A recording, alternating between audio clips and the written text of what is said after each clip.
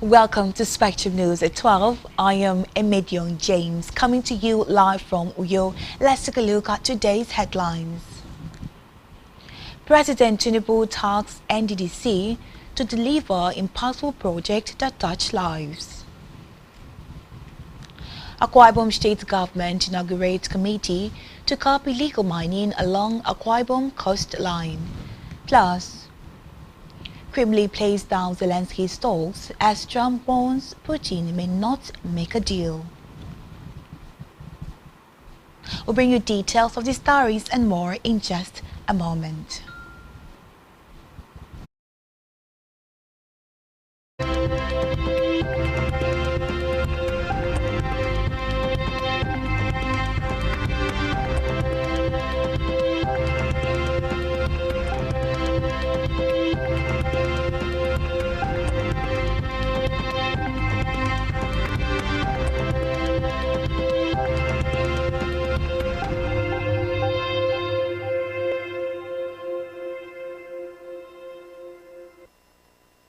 Many thanks for staying tuned. We begin this afternoon from a national scene where President Bola Tinubu has charged the Managing Director, Niger Delta Development Commission (NDDC), Dr. Samuel Ogogbogun, to continue to deliver impactful projects that touch lives, empower youth, and give hope to the communities. Tinubu, who was represented by the Minister of Finance and Coordinating Minister of the Economy, Wale Edun, gave the advice at Ogogbogun's 50th anniversary and launching of 2 books in Abuja. The President urged Ogogbogun and his team to continue to champion the transformation of NDDC. According to him, Niger Delta is more than just a region. It is the economic heartbeat of the country and central to the energy and the environmental future. Away from that, the federal government has lamented the $10 billion spent annually by the country on food import, saying there is a need for innovative financing solutions to boost agriculture and strengthen food security. The Minister of Agriculture and Food Security, Abubakar Kyari, met the call in Lagos. Represented by his special advisor, Ibrahim Al-Khali, Kyari decried the rising rate of food imports and stressed the need for increased financing in agriculture to boost local production and export.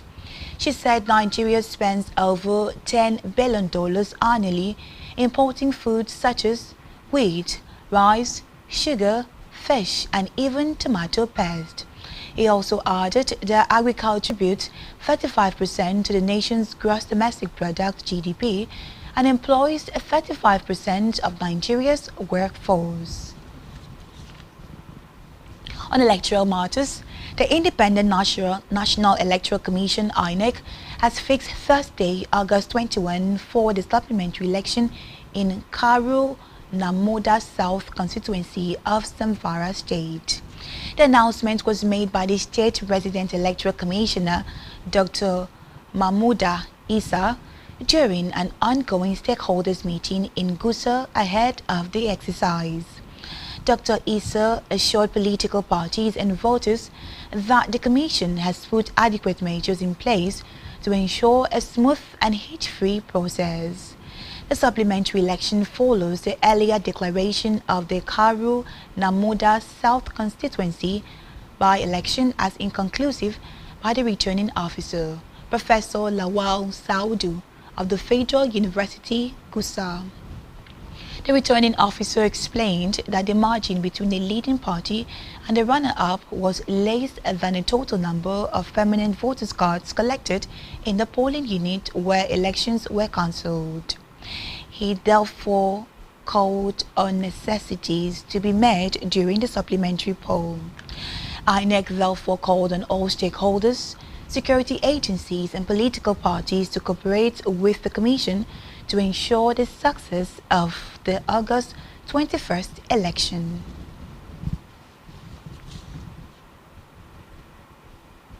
In a separate development, the Academic Staff Union of Universities, Asuu, has urged the federal government to delist the union from the Tertiary Institution Staff Support Fund while calling on its members to gear up for fresh protests over unresolved demands. The union described its inclusion in the federal government loan scheme as a ploy by the government to conscript it as a guarantor of loans it knows nothing about. This was contained in a communique issued at the end of Asuu's National Executive Council meeting held at the Usmanu Danfodio University, Sokoto, and signed by its president, Christopher Puwuna. Asuu maintained that rather than floating loan schemes, the federal government should release the withheld 3.5-month salaries of its members, which it said would be of more value to them. Recall that the federal government, through the Minister of State for Education, Dr. Tunji Alausa, last week launched the TISSF, a 0% interest loan scheme for academic and non-academic staff of statutory institutions to access up to 10 million naira.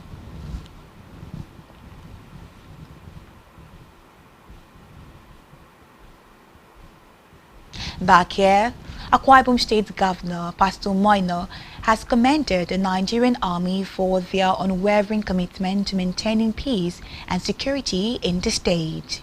The governor, who spoke when he received the Chief of Army Staff, Lieutenant General Olufemi Oluyede, and his entourage on a courtesy visit, highlighted the state's recognition of the Army's crucial role in ensuring the safety and well-being of Akwa Ibom citizens. Governor Ino, who also acknowledged the existing relationship between the Army and the Akwa Ibom State, expressed gratitude for the collaboration and assured the Army Chief that the state government would visit the Ibawa barracks in Ambak local government area to explore ways to further support the Army.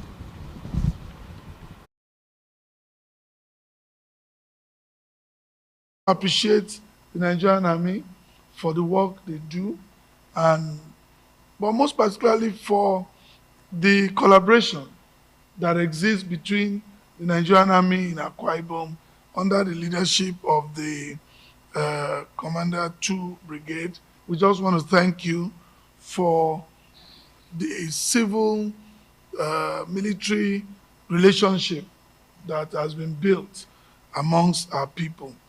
We have noted in our very short discussion your request for us to intervene in the Ibawa barracks, and I've assured you that when the Commissioner for Internal Security returns, he will pay a visit to the barracks and will see areas we can support the Nigerian Army so that we continue to have good accommodation for our people. We're already doing some intervention in the headquarters of the 2 Brigade in Biokporo, and we'll continue to do that. I've also made a reminder, and you have promised to graciously grant us an outpost. We need an intervention in our own area. We need that intervention because it's critical for us. That's a literal area, and a lot of the kidnapping takes place and go through there. And we believe that having that will help reinforce our security arrangement. Earlier, the Chief of Army Staff, who had expressed the Nigerian Army's commitment to protecting lives and property, noted that he was in the state on an operational visit, hence the need to lead a delegation to pay homage to the governor.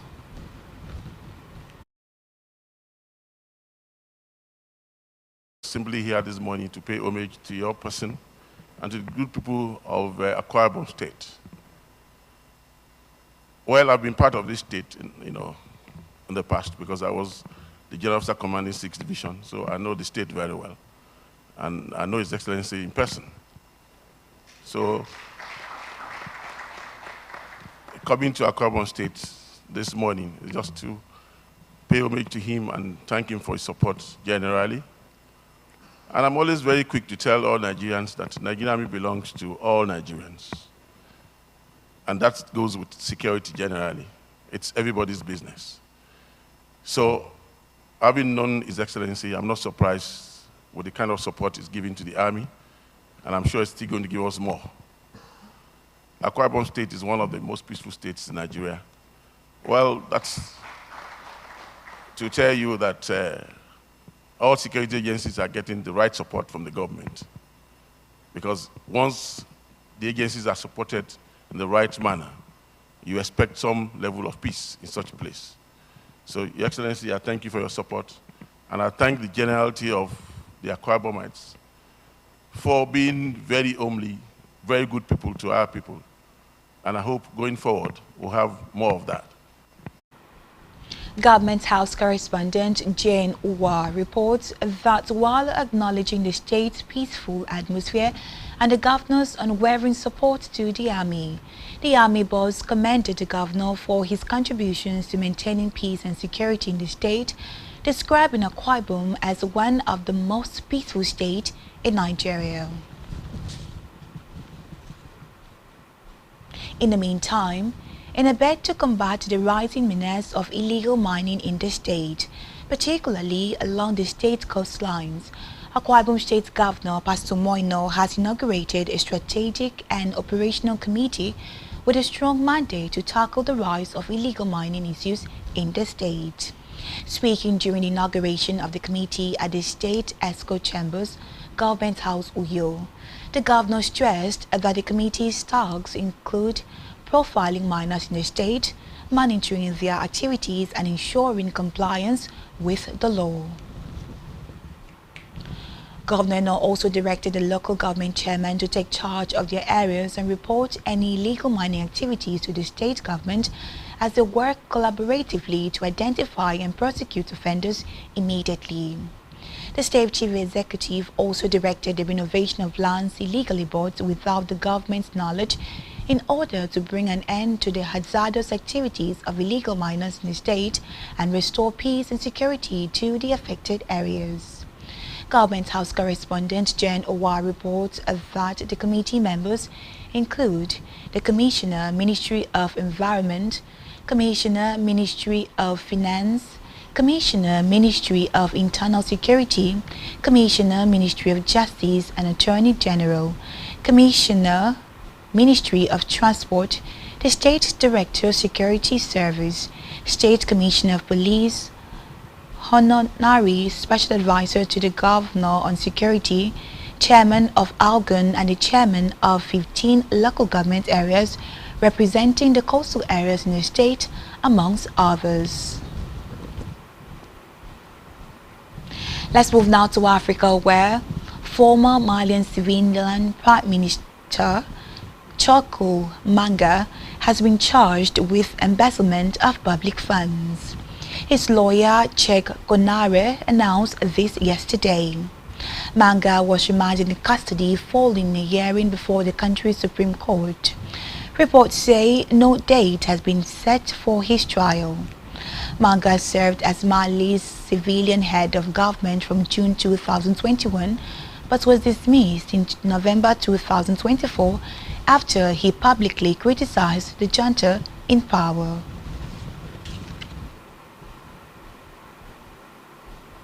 On the foreign scene, Kremlin has played down talks of an immediate summit between Russian President Vladimir Putin and Ukraine's Vladimir Zelensky as Donald Trump renewed his call for the two leaders to meet to discuss ending the war in Ukraine.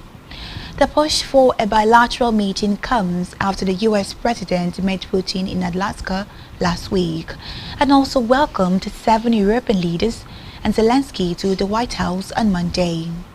Trump, during the meeting, admitted the conflict was a tough one to solve and conceded it was possible that the Russian president was not interested in ending hostilities.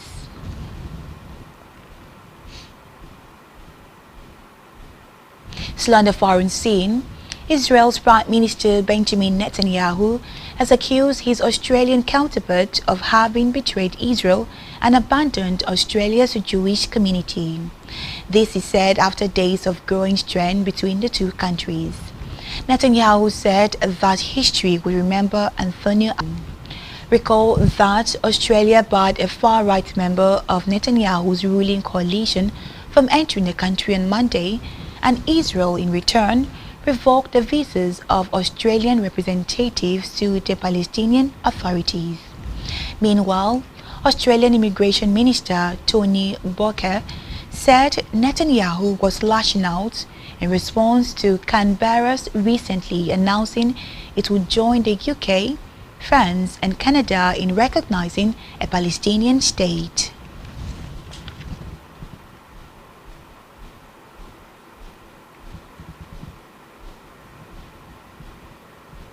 Still to come in the news. Bradley joins Roma on season-long loan from Villa. Stay tuned for details of this in just a moment.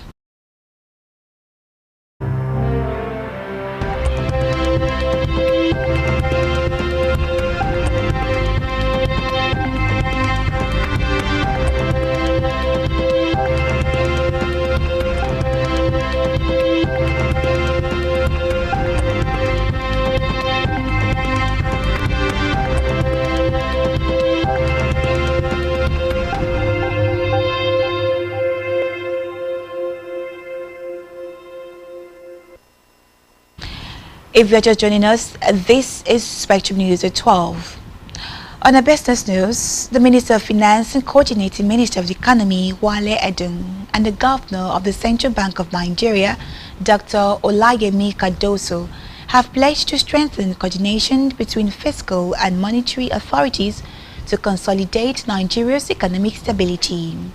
The commitment followed a strategic meeting held yesterday at the CBN headquarters in Abuja and attended by the chairman of the Federal Inland Revenue Service, Dr. Zach Adedeji.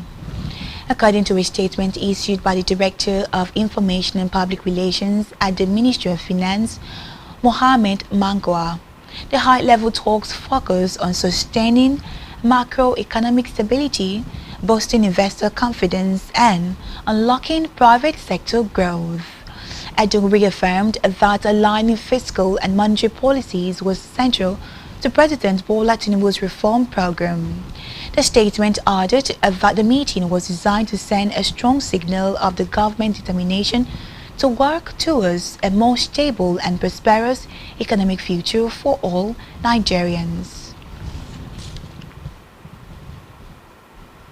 On a health news, the federal government has disbursed nearly 50 billion naira directly to primary health centers across the country through the Basic Healthcare Provision Fund. The Coordinating Minister of Health and Social Welfare, Professor Mohammed Pate, made the announcement in a post on his official X handle.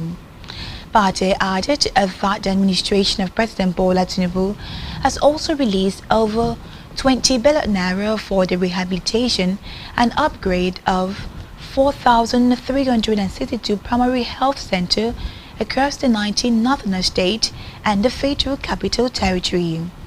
He also highlighted progress under the government health insurance drive, revealing that enrollment is set to surpass the 2024 record of 2.4 million citizens later this year.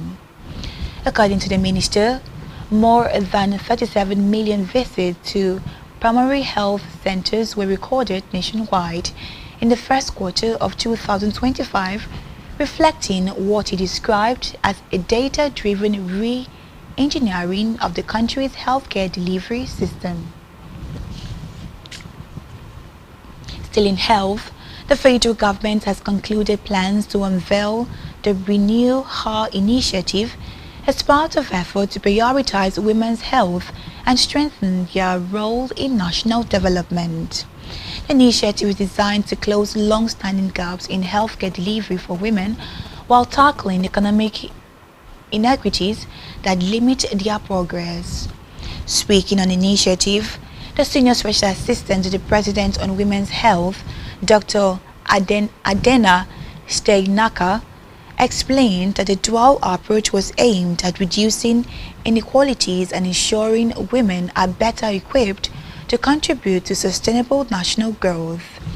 According to her, the program would not only expand access to maternal and reproductive health services, but also create opportunities for women to participate more in the economy. Let's move now to sports where Lionel Bailey has completed a loan move from Aston Villa to Italian club Roma. The Jamaica winger has joined the Italian side for the 2025 to 2026 season, and the deal includes any option to buy. The 28-year-old made a £25 million move to Villa from German club Bayer Leverkusen in 2021 and went on to score 22 goals in 144 appearances. Bailey claimed a career-high 14 goals in 52 games in all competition in the 2023 to 2024 season, but scored just twice in 38 games last term. He signed a new contract with Villa in February 2024 that runs until 2027. Still in sport, Liverpool talisman Mohamed Salah has become the first Premier League player to win the Professional Footballers Association Footballer of the Year. Salah now stands ahead of two-time winner Gareth Bale, Thierry Henry and Cristiano Ronaldo. Earlier in the year, he took home the Football Writers Association Footballer of the Year award. The Egyptian winger scored 29 goals and provided 19 assists as the Reds brought to the title. On N10M news, Nigerian singer Gabriel Ojo, popularly known as Terry G, has accused American music magazines Billboard of robbing him by snubbing his songs in its recently released Top 50 Best Afrobeat Songs of All Time list. Reports say African Queen by Two-Face topped the list, curated by Billboard staff. Timaya's The Mama, Weird MC Ijoya and Yawuze by N10M also made the cut. However, Terry G's hit song including Free Madness, Run Mad and others were conspicuously missing from the list. Reacting to a post by music monitoring platform Chat Data, Terry G claimed that he was robbed. Lastly in the news at this hour, Grammy-winning Nigerian singer Burna Boy has become the African artist with the most entries on US Billboard Hot 100 chart. His collaborative hit with American rapper Gunna from the rapper's new album The Last One debuted at number 96 on this week's Hot 100 chart, bringing Burna Boy's total entries to 7. The last hit marker is also the first African artist to debut a song on the Billboard Hot 100 chart in 5 consecutive years. And that's all we have for you at this time. Do ensure to follow us on social media, subscribe to our YouTube channel, all of which you can find on our website at spectrumtvlive.ng. You have been watching Spectrum News at 12. I am Emedion James. Do have a lovely day and thank you for watching.